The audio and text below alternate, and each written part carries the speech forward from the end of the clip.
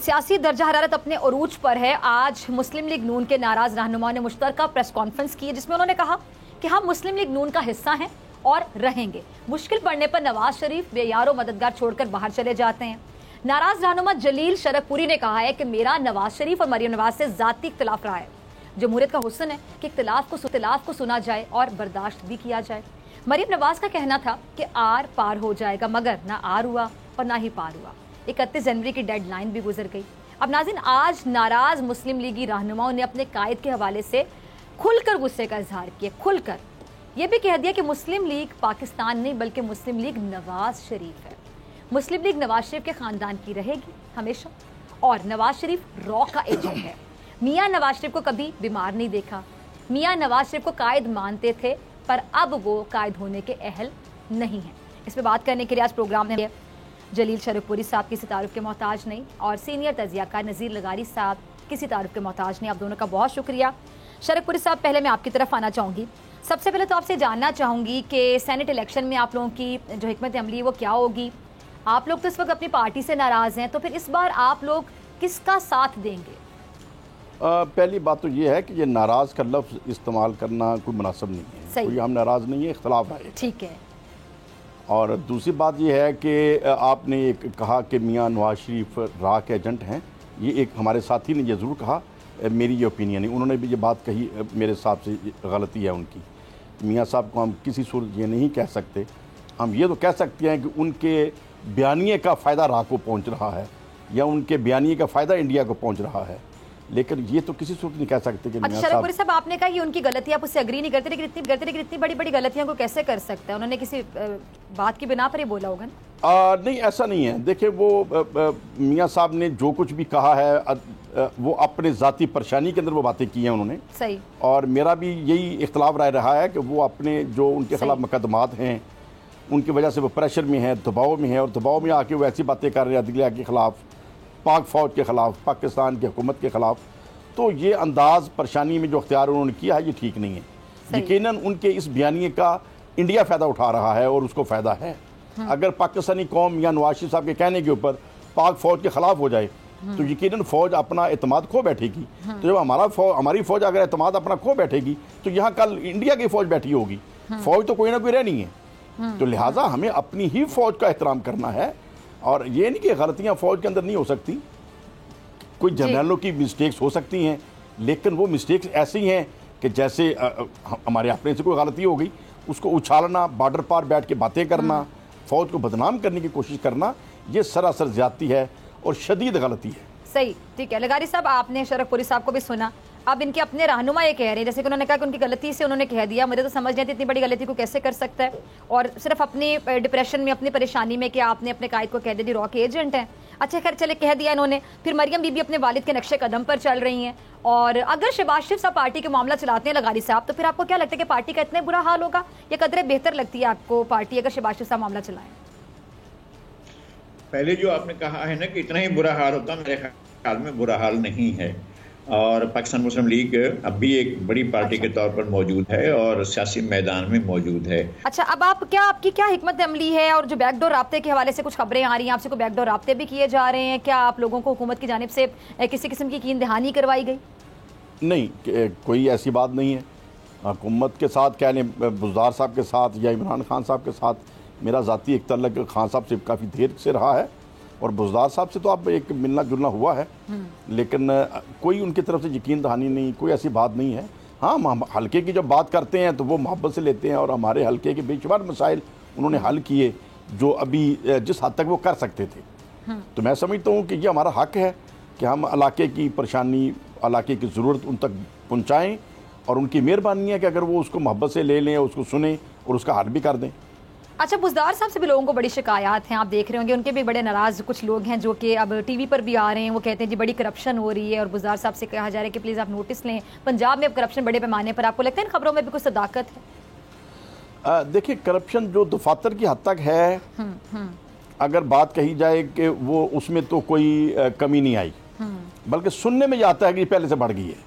अब मुझे ज़ाती तौर पे तो एक्सपीरियंस नहीं है, ना पहले ना अभी, लेकिन पब्लिक की ओपिनियन को ही हम समझते हैं कि वो एक सॉलिड राय हो सकती है कि लोग कहते हैं कि थाने कचहरी के अंदर करप्शन पहले से बढ़ गई है। तो अगर वो पहले से बढ़ गई है तो ये एक हुकूमती गलत हिकमत अमली तो हो सकती है, लेकिन बदनीयती नहीं हो सकती। ठीक है। ना तो बुजदार साहब की नीयत में कोई ऐसा कोई एलिमेंट है कि उनमें कोई ऐसी खामी हो, तो परफॉर्मेंस में कोई और ना खराबी ही है, इमरान खान मैनेजमेंट साहब में खराबी कि मैनेज नहीं कर पा रहे, नीयत चले अच्छी होगी। हाँ, ये कह सकते हैं कि कुछ ना कुछ तो ऐसी कमजोरियां आई हैं जिस वजह से महंगाई ज़्यादा हुई है, या डॉलर की जो प्राइस है उसके ऊपर कंट्रोल नहीं रहा। कुछ ना कुछ तो ऐसी गलतियां हुई हैं जिस वजह से अवाम के अंदर अफरा तफरी है। लेकिन हम ये उम्मीद रखते हैं कि चूँकि खान साहब की नीयत ठीक है, उनका विजन ठीक है, और वो इंशाअल्लाह ताला अगर उनको सही चलने दिया जाए तो पाकिस्तान को सही सीमत ले जाएंगे। अच्छा जी, लगारी साहब आपकी तरफ आना चाहूंगी। लगारी साहब, इससे पहले कि हम इस टॉपिक पे बात करें, पीडीएम के हवाले से मुझे आपसे बात करनी है, लेकिन शरीक साहब ने एक बड़ा अच्छा अहम पॉइंट रेज किया, तो मैं चाहती हूँ जरा ये क्लियर कर लूँ मैं कि इमरान खान साहब की नीयत बहुत अच्छी है, बहुत अच्छी नीयत है, बहुत अच्छी नीयत है। नीयत सुनते सुनते 2.5 साल हो गए हैं, आधा टेन्योर पूरा हो चुका है। नीयत अच्छी हो, परफॉर्मेंस अच्छी ना हो। अब आप देख रहे हैं ट्रांसपेरेंसी इंटरनेशनल क्या कहता है, फिर ये इस तरह ये नाराज है, कह रहे हैं मुझे नाराज ना कहें। इस तरह पीटीआई के भी कुछ नाराज लोग अब टीवी पर आ गए कि बुजदार साहब जो हैं उनकी नाक के नीचे बहुत कुछ हो रहा है, बहुत ज्यादा करप्शन हो रही है, थाने कचहरियों में, बहुत से इदारों में करप्शन हो रही है। तो आप कैसे देखते हैं इस करप्शन को? नया पाकिस्तान यही था जिसका ख्वाब दिखाया गया था, तब्दीली का नारा लगाया गया था। तब्दीली तो मैं यही नजर आती है कि आज इस चेहरे को उठा के वहां लगा दिया, उसको उठा के वहां से वहां लगा दिया। इससे तब्दीली मुझे तो 2.5 साल में नजर नहीं आई, आपको नजर आई? और नीयत पे हम कब तक चलें? नीयत के साथ परफॉर्मेंस कोई चीज होती है, मैनेजमेंट स्किल्स कोई चीज होती है। नहीं, नीयत का मामला भी अलग है। और दूसरी बात यह कि इन्होंने जीरो गवर्नेंस की है, इन्होंने कोई गवर्नेंस नहीं प्रोड्यूस की, इन्होंने कोई चीज करने की इनकी नीयत ही नहीं थी, पहली बात है। दूसरी बात यह है कि ये अब इस तकरार को बंद होना चाहिए कि बंदा तो ईमानदार है, नहीं है, हम नहीं कहते हैं। हम इस बात को जिस दौर के अंदर पाकिस्तान में करप्शन अपनी आखिरी हदों को छू रही हो, जिसमें ट्रांसपेरेंसी इंटरनेशनल की रिपोर्ट ने हमारे सर शर्म से झुका दिए हों, वहां पर हम कैसे कह सकते हैं कि जनाब बंदा ईमानदार है और बंदा दयानतदार है? इस तरह की बातें अब खत्म होनी चाहिए। अब लोगों को इस पे मेरिट पर देखा जाना चाहिए।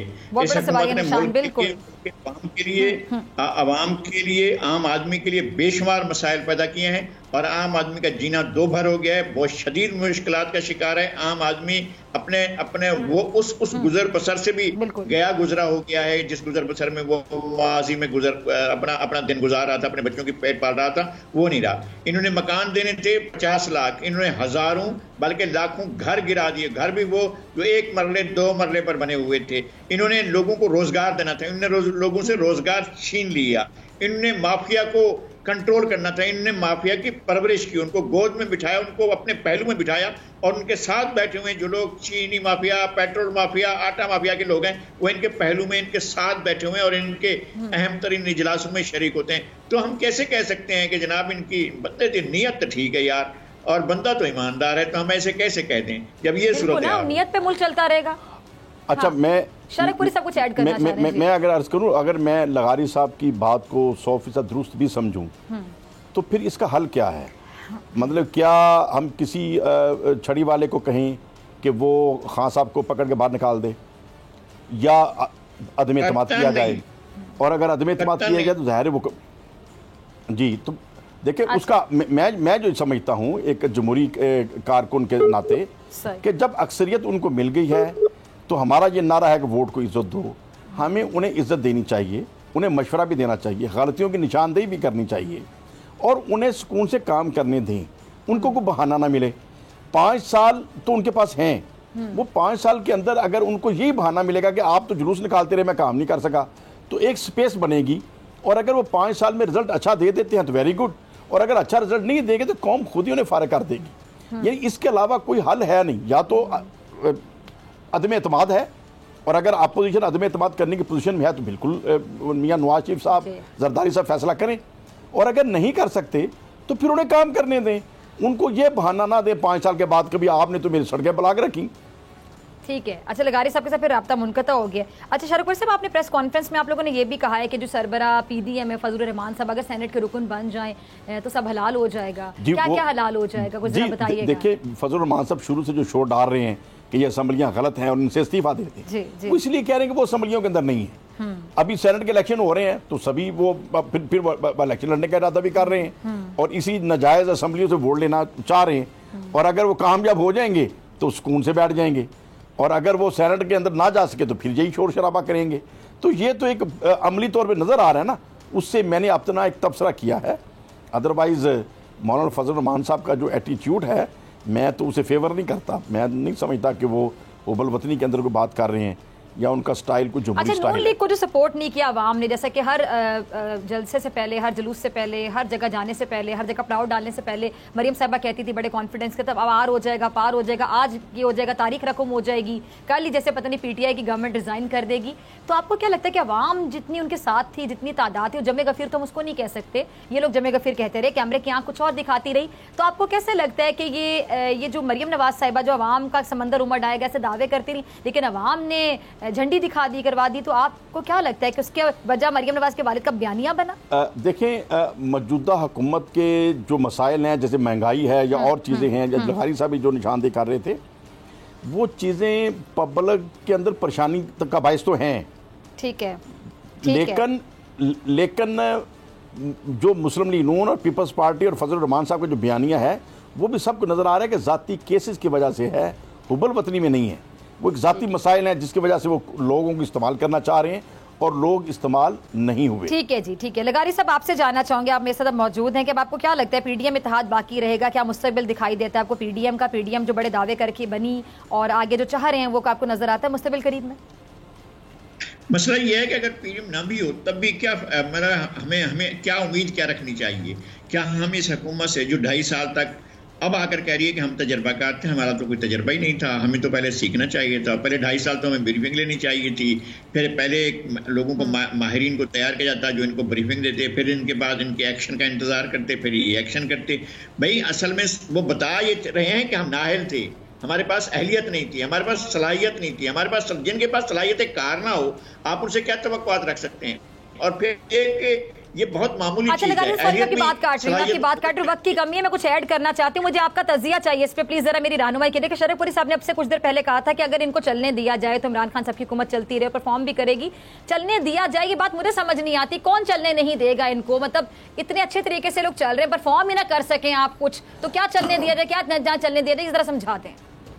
नहीं, अब तक किसने इनका रास्ता रोका है? अगर पाकिस्तान के अवाम को सर्व करना चाहें, अगर लोगों की गुर्बत दूर करना चाहें, अगर ये महंगाई पर काबू पाना चाहें, अगर ये पाकिस्तान की मईशत को संभाला देना चाहें, तो अपोजिशन तो इनकी राह में रुकावट ही डाल रही है ना। अपोजिशन तो कोई ऐसी चीज ही नहीं है जिसको इन्होंने खातर में लाया हो। अपोजिशन को तो कभी इन्होंने समझा ही कुछ नहीं है, ना पार्लियामेंट में ना पार्लियामेंट से बाहर। और उनने तो एक ही नारा है, अब पाकिस्तान में उनका एक एनआरओ नहीं दूंगा। भाई ना देना एनआरओ, ये कौन सा तकरार है जो आपने लोगों के सर में दर्द हो गया ये बात सुनकर कि एनआरओ नहीं देंगे? भाई वो कह रहे हैं कि हम नहीं मांग रहे हैं। ये सारी सूरत ये है कि इन्होंने डिलीवर करना है, इन्होंने डिलीवर करना है। इन्होंने लोगों के साथ वादे किए थे, लोगों को ख्वाब दिखाए थे, लोगों के ख्वाब चिकनाचूर हो चुके हैं, लोग बेहाल हो चुके हैं, लोगों के पास लगारी साहब, हम ये भी कह सकते हैं जो एनर्जी जहां सही जगह पे लगनी थी वहां पे एनर्जी नहीं लगाई जा रही है, एनर्जी जो फोकस है वो किसी और जगह पे लगाया जा रहा है कि बार बार एनआरओ नहीं मिलेगा, ये नहीं होगा, वो नहीं होगा। अगर यही फोकस है, जो एनर्जी है, ये सही कामों में लगाई जाती तो मुल्क शायद बेहतरी की राह पर गामजन होता। यकीनन ऐसा है। अगर इस एनर्जी को जिस तवातुर के साथ इन्होंने, और मैं कहता हूं कि आपने अब तक हासिल क्या किया है? आपने इतने केसेस बनाए हैं, आप नवाज शरीफ से, आसिफ अली जरदारी से, शहबाज शरीफ से, हमजा शहबाज से, ख्वाजा साद रफीक से, शाहिद खाकान अब्बासी से, फरियाद टालपुर से, कोई एक रुपया आपने निकाल कर कहा है कि जनाब ये हम पाक कौम खजाने में जमा करा रहे हैं और हमने ये साबित कर दिया है? कोई एक चीज 2.5 साल में कुछ तो करते, सवाए इंतकाम के और कुछ किया ही नहीं है उन्होंने। तो सब्सक्राइब करें और बेल दबाएं ताकि कोई खबर रह न जाए।